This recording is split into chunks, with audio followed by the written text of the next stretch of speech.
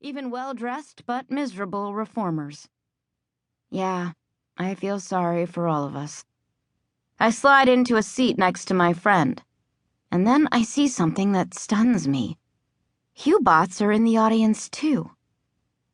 The lights dim, and everybody leans forward in their seats. What's coming next is not to be believed. The movie opens on a plane hijacking, and if this were my first killer film, I'd think the vertigo I was experiencing was from the movie itself, the camera twisting and lurching as people tumble out of the tailless jet. But I know my body's reacting to the low-frequency sound spliced in, audio that humans can't hear but can definitely feel. The nausea comes in almost gentle waves, but it builds until it crashes over me like a tsunami. I put my head down between my knees and retch, but my stomach's so empty there's nothing there. But when the 7 hertz sound stops and the nausea subsides, that's when the strobes come, flashing so bright and fast that each flare is like a knife. There's a car chase on screen, but I can barely make out the action. This is much worse than I remember, coming in faster intervals and at a higher wattage, until I feel like I've been nailed to my chair. But I can't look away. Really. I physically cannot blink my eyelids or turn my head. My gaze is mercilessly drawn forward by mind control or magnets or magic, I don't know. Music comes crashing through the speakers now. A grinding, raging chorus.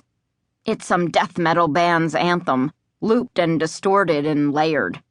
My heart pounds like it's going to burst. I can feel every cell in my body throbbing in some mind-blowing mix of pain and pleasure. It's the most intense experience I've had in my life.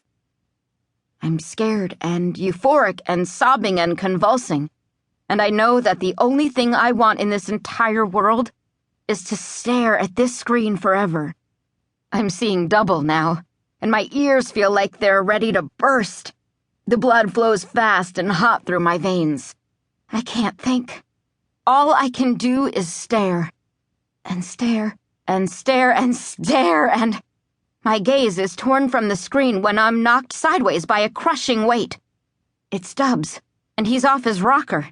His eyes roll back in his head, his tongue's lolling out, and he's flopping against me. The seizures have started. He might die on me. Right here, right now. Avoiding his flailing arms, I shove the bandana he always wears into his mouth. His muscles immediately relax. For a second, I breathe a sigh of relief. Then I realize he's passed out. Tubbs, wake up! I manage to slide out from under him, gasping for breath. When I stand, I almost lose my balance again. My arms and legs don't seem to understand the signals from my brain. And it's only going to get worse. We have to get the hell out of here, now. But how do I get Dubs out? The people in the row behind me start yelling. I'm blocking their view. I look at them, pleading, I need help. The guy nearest me snorts. Then he starts a chant that gets taken up all around the theater. Die! Die! Die! They chant. I grit my teeth. I should have guessed that would happen. I turn back to Dubs and shake him hard, harder, as hard as I can. I slap his face, but his mouth falls open. Slack. Is he already dead? Did my best friend just die on me? Come on, Dubs, wake up! I yell.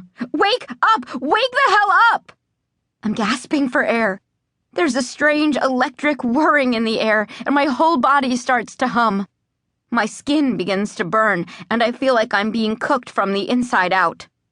I think but it's so hard to form thoughts.